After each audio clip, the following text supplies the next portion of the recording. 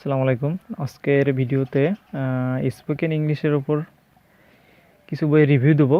আমি এগুলা কিনে প্র্যাকটিস করি, রিভিউ দেখে বা বইয়ের কিছু ভিতরে পৃষ্ঠা দেখাবো। আপনাদের যদি ভালো লাগে তাহলে আপনারা কিনে নিয়ে প্র্যাকটিস করতে পারেন।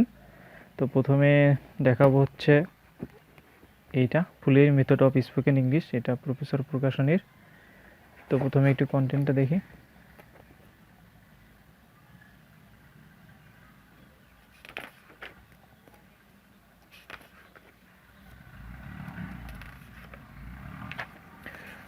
তো এই বইটাতে আপনার হচ্ছে অনেক আপনাকে বিশেষ করে হচ্ছে কিভাবে প্রশ্ন তৈরি করতে হয় ডাব্লিউএইচ ওয়ার্ড দিয়ে বা হচ্ছে সেই সেই সম্বন্ধে বিস্তারিত আলোচনা করা আছে এখানে দেখেন।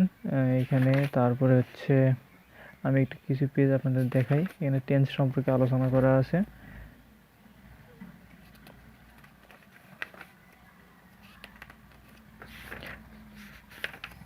এই যেখানে দেখেন কিভাবে প্রশ্ন তৈরি করতে হয়। এখানে প্রেজেন্ট ইন্ডিপেন্ডেন্ট টেন্সের ক্ষেত্রে ডাব্লিউএইচ বা how plus auxiliary verb subject, হ্যাঁ, এইভাবে প্রশ্ন তৈরি করতে হয়। এইভাবে বিস্তারিত আলোচনা করে দেওয়া আছে এখানে। মানে এই বইটা পড়লে আপনি হচ্ছে, কারণ স্পোকেন ইংলিশের সবচেয়ে কঠিন পার্ট হচ্ছে প্রশ্ন করা।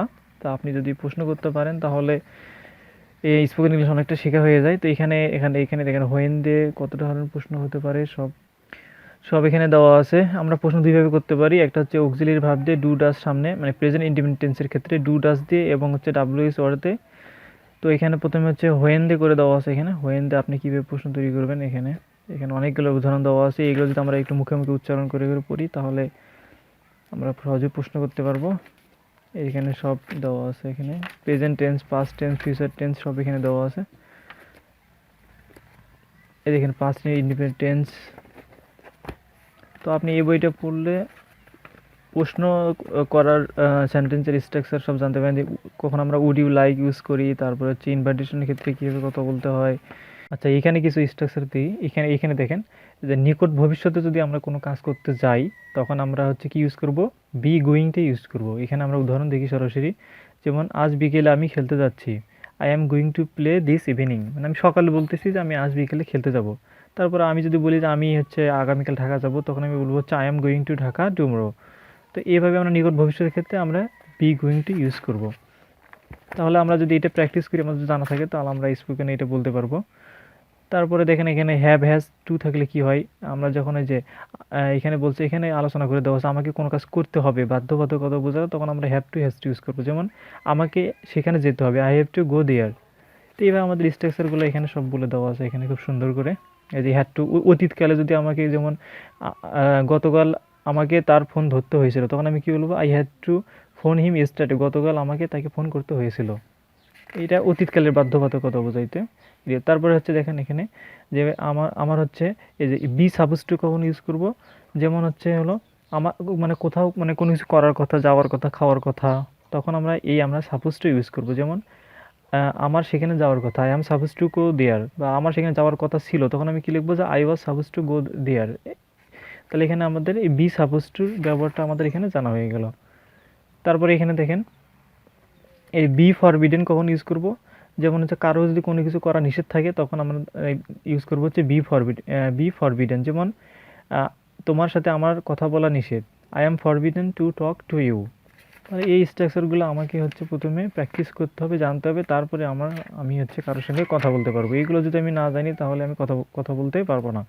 তারপর এখানে ইউজ টু যদি থাকে, যেমন ইউজ টু হচ্ছে অতীতকালের অভ্যাস বোঝাইলে ইউজ টু প্লাস হচ্ছে ভার্ব ওয়ান ব্যবহার করতে হয়। যেমন আমি হচ্ছে ছোট্ট একটা উদাহরণ দেখাই।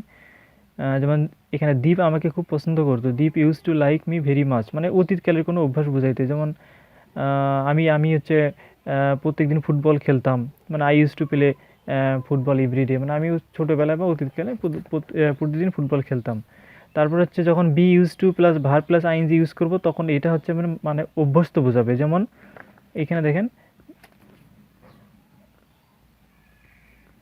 এইখানে এই যে বি ইউজ টু ডুইং, মানে ভার প্লাস আইএনজি সামথিং, তখন এটা কোনো কিছু করা অভ্যস্ত বোঝাবে। যেমন I am not use to catching fish, মানে আমি মাছ ধরতে অভ্যস্ত না।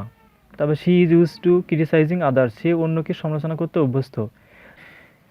হ্যাঁ, এখানে মোটামুটি অনেক অনেক দেওয়া আছে। শেষে দিয়ে কিছু কনভারসেশন দেওয়া আছে আপনার প্র্যাকটিসের জন্য। তো এই তো এটা হচ্ছে ফুলের মেথড অফ স্পোকেন ইংলিশ। তো এটা প্র্যাকটিসের জন্য মানে আপনার স্পোকেন ক্ষেত্রে কীভাবে প্রশ্ন করতে হয় বা হচ্ছে কোথায় কোন স্ট্রাকচার ইউজ করতে হয় এটাই বই করে শিখতে পারবেন। দ্বিতীয় বই হচ্ছে এইটা, smart English, smart way to learn English, Farid Ahmed.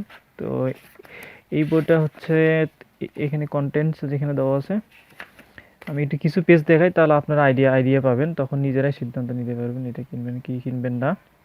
আমি একটু কিছু পেজ দেখাই, আপনারা দেখেন।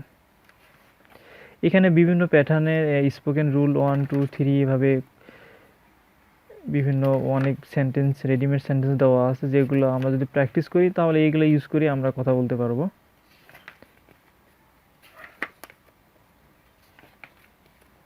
এখানে দেখেন, বাংলা বাক্যের শেষে সম্ভাবনা আছে ছিল থাকলে আমরা লাইক টু ব্যবহার করতে হয়। যেমন হাফিজের এ প্লাস পাওয়ার সম্ভাবনা আছে, তখন আমরা লিখবো যে Hafiz like to get A plus. তোমরা এই সেন্টেন্সের স্ট্রাকচারটা আমার এটা মুখস্থই রাখতে হবে, যে সম্ভাবনা থাকলে আমরা লাইকলি টু ইউজ করতে হয় আমাদের। তো এইভাবে অনেক দেওয়া আছে, এখানে দেখেন, একটু দ্রুত দেখায় বইটা। তারপরে এখানে দেখেন এক নজরে দেখুন কমন ইংরেজি ডায়লগ, কিছু কমন ইংরেজি ডায়লগ আছে যেগুলো আমরা হচ্ছে একটা আমাদের কনভারসেশন দীর্ঘায়িত করতে আমরা এরকম করতে পারি। যেমন হোয়াটসঅ্যাপ মানে কী খবর, ক্যারি অন চালিয়ে যাও, মাই গুডনেস এ কি, ওহ নো এ হতে পারে না। এইগুলো মানে প্র্যাকটিসের জন্য এখানে দেওয়া আছে আপনার। তো এই তো